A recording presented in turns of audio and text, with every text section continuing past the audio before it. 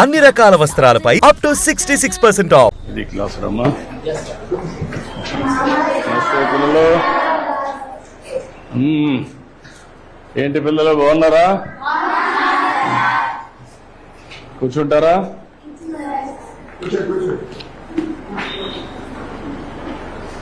ఏంటంతా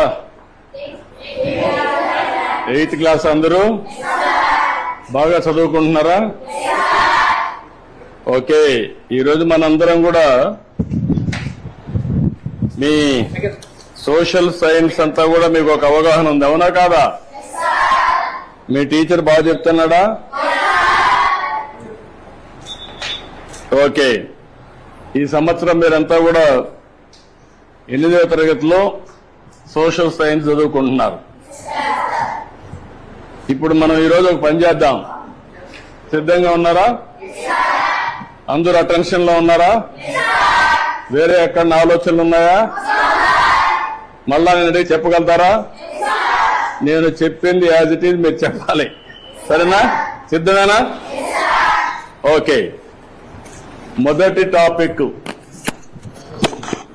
ఎవరన్నా హోంవర్క్ చేసుకొని వచ్చారా? చదువుకున్నారా? చదువుకున్నారా ఈ సబ్జెక్టు? అయితే నేను బ్రీఫ్ గా చెప్తాను, చెప్పిన తర్వాత మీరు ఏదైనా అడిగితే సమాధానం కూడా చెప్పాలి. చెప్తారు కదా? ఓకే, మొదటి సబ్జెక్ట్ వచ్చి మనకు వనరులు. వనరుల గురించి మనకు ఒక చిన్న కథ. మోనా రాజు తమ ఇంటిని శుభ్రపరుస్తూ వాళ్ళ తల్లితో గడుపుతూ ఉంటారు. అప్పుడు ఈ బట్టలు, పాత్రలు, ఆహార ధాన్యాలు, దువ్వెన్లు, తేనె సీసా, పుస్తకాలు చూడండి, వీటిలో ప్రతి ఒక్క దానికి ఉపయోగం ఉంటుంది అనింది. ఎవరు? మోనా చెప్పింది. అందుకే అవి ముఖ్యమైనవి, ఇవి అన్ని కూడా వనరులు అని ఎవరు చెప్పారు? అది అయిన తర్వాత వనరులు అంటే ఏంటి అని రాజు వాళ్ళ అమ్మని అడిగాడు. అడిగినప్పుడు వాళ్ళ అమ్మ చెప్పింది ఏం చెప్పిందంటే, మన అవసరాలు సంతృప్తి పరచడానికి ఉపయోగపడేది ఏదైనా సరే అది ఏమంటారు? వనరులు అంటారు. మీ చుట్టూ ఒకసారి పరిశీలిస్తే అనేక వనరులు మీరు గమనించవచ్చు. తాగేదానికి ఏం కావాలంటాం? తాగినప్పుడు దాహం వేసింది ఏం చేస్తారు మీరు? వాటర్ తాగుతారు. తాగినప్పుడు దాన్ని ఏమంటారు? అదే సమయంలో మీ పాఠశాల అయిపోయింది, ఇంటికి పోవాలి. దేంట్లో పోతారు మీరు? బస్సులో పోతారు. దాన్ని ఏమంటాం? వనరులు అంటాం. అదే సమయంలో మీరు చదివే పాఠ్య పుస్తకాలు, దాన్ని ఏమంటారు? ఎందుకు వనరు అంటున్నారు? ఉపయోగపడుతుంది కాబట్టి.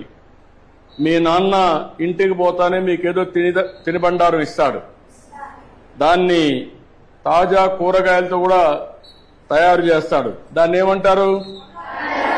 వనరులు అంటారు. ఎందుకు? ఉపయోగపడుతుంది. నీరు, విద్యుత్, అదే మాదిరిగా బస్సు, కూరగాయలు, పాఠ్య పుస్తకం, ఇవన్నీ కూడా వనరులు. ఇవన్నీ కూడా తయారు చేసినప్పుడు నేరుగా గాని వస్తువులతో తయారు చేస్తారు, అవునా కాదా అని అడుగుతున్నా మిమ్మల్ని. ఇది రావడానికి తయారు చేసే అన్ని కూడా వనరులే, అవునా కాదా? కాబట్టి ఏదైనా ఒక వస్తువు వనరులుగా ఏ విధంగా మారుతుంది అని రాజుకు అనుమానం వస్తుంది. రాజుకు అనుమానం వస్తే వాటికి విలువ ఉన్నప్పుడే వస్తువులు వనరులుగా మారుతాయి. ఉపయోగం ఉన్నప్పుడే వనరులు అనుకుంటాం. ఉపయోగం లేకపోతే మనం అది వనరులుగా పరిగణించాం, అవునా కాదా? అంటే విలువ ఉంటేనే వనరులు, విలువ లేకపోతే అది వనరులు కాదనేది మన అభిప్రాయం, అవునా కాదా? అంటే ఈ రోజు మనం గుర్తుపెట్టుకోవాల్సింది, విలువ అంటే వినియోగ అర్హత, ఉపయోగం ఉండాలి. విలువ అంటే. అవునా కాదా? అదే సమయంలో మీరు ఒకటి గుర్తుపెట్టుకోవాలి, లోహాలు ఉంటాయి, కొన్ని విలువ కలిగి ఉంటాయి. మీరు ఇంకా చదువుకుంటా ఉంటే నాలెడ్జ్ని పెంచుకుంటూ పోతే మీకు అనేక విషయాలు తెలుస్తూ ఉంటాయి. ఈరోజు రాళ్ళు రెప్పలు ఉంటాయి, అందంగా ఉంటాయి, దానికి విలువ ఉండకపోవచ్చు, కానీ రెండూ కూడా ముఖ్యమైనటివే. మానవ సహజ వనరుల్లో ఇంకొక విధంగా అవసరాలు తీరుస్తాయి. ఇప్పుడు రాయి ఉంది, మీకు ఉపయోగపడదు, కానీ రాయి వల్ల ఏమవుతుంది, కంకర తీస్తారు, అక్కడ కూడా ఉపయోగపడుతుంది. ఈ విధంగా వనరులుగా పరిగణిస్తాం. సమయాన్ని బట్టి వనరుల యొక్క విలువ పెరుగుతుంది. అవునా కాదా? ఈ విషయంలో మీరు ఒకసారి చూస్తే, మీ ఇంట్లో ఒకరుంటారు, మీ ఊర్లో ఆయుర్వేద మెడిసిన్ చేస్తూ ఉంటారు, కానీ దానికి విలువ లేదనుకుంటాం. కానీ దాన్ని పేటెంట్ చేసి దాన్ని కానీ మార్కెటింగ్ చేయగలిగితే ఆటోమేటిక్గా కోట్ల వేల కోట్ల రూపాయలు వస్తాయి. దానికి కావాల్సింది తెలివి కావాలి, పేటెంట్ చేసుకోవాల్సిన అవసరం ఉంది. అంటే దీన్ని బట్టి మీరు అందరూ ఆలోచించుకోవాల్సిన పిల్లలు, సమయం, సాంకేతికత అనేటి వస్తువుల్ని వనరులుగా మార్చి రెండు ముఖ్యమైన అంశాలు. రెండు ఇలాంటివి మనం ఆలోచించినప్పుడు మీరు చాలా సమస్యలు చూస్తూ ఉంటారు, సమాజంలో చాలా వనరులు చూస్తూ ఉంటారు.